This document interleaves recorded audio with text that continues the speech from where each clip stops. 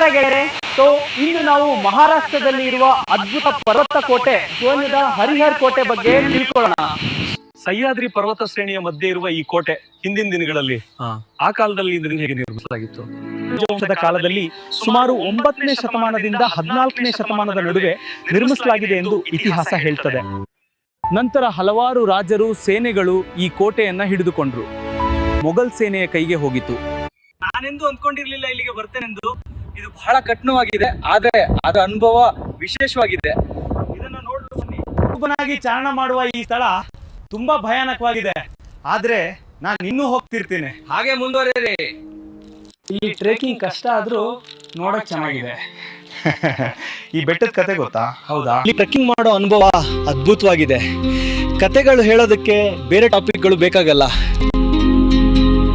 ಈ ವಿಷಯದ ಬಗ್ಗೆ ತುಂಬಾ ಥಿಂಗ್ಸ್ ಕಲ್ತ್ಕೊಂಡಿದ್ದೀನಿ. ಅಂಡ್ ಇದ್ರ ಬಗ್ಗೆ ಬೇರೆ ಸಬ್ಜೆಕ್ಟ್ ಬಗ್ಗೆ ಅಂಡ್ ಈ ಪ್ಲೇಸ್ ನಾನು ಕಲ್ತ್ಕೊಂಡಿದ್ದೀನಿ. ಹರಿಹರ ಪೋಟಿಲಲ್ಲಿ ಇಂದು ನಮ್ಮ ಅನುಭವ ಹಂಚ್ಕೊತೀನಿ. ಬಹಳ ಅದ್ಭುತವಾಗಿದೆ ಈ ಜಾಗ.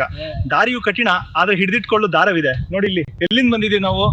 ನೇರವಾಗಿ ಕತ್ತರಿಸಿ ಮಾಡಿದ ಈ ಮೆಟ್ಲುಗಳು ಇಂದು ಟ್ರೆಕ್ಕಿಂಗ್ ಪ್ರಿಯರಿಗೆ ದೊಡ್ಡ ಸಾಹಸ. ಇಲ್ಲಿ ಹತ್ತೋದು ತುಂಬಾ ಕಷ್ಟ, ಆದ್ರೆ ಅನುಭವ ಅದ್ಭುತವಾಗಿದೆ. ಈಗ